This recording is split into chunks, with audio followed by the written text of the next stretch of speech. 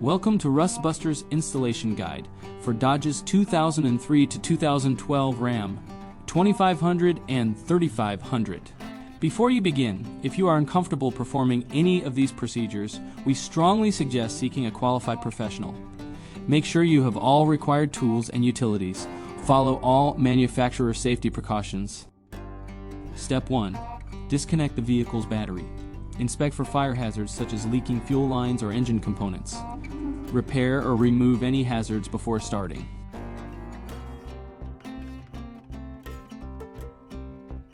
Step 2.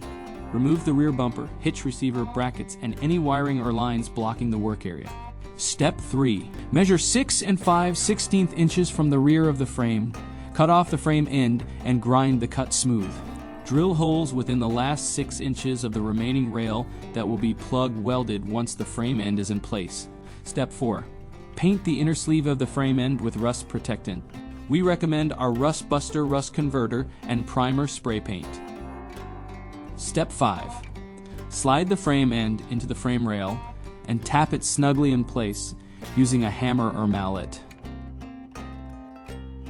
Step 6. Following proper welding procedure, plug weld the holes drilled in the frame rail earlier, then weld the seam between the frame end and the original frame.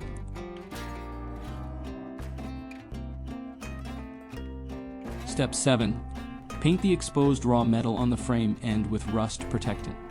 Finally, reinstall the bumper and hitch receiver brackets, the hitch receiver, the bumper, and any wiring or lines removed in Step 3.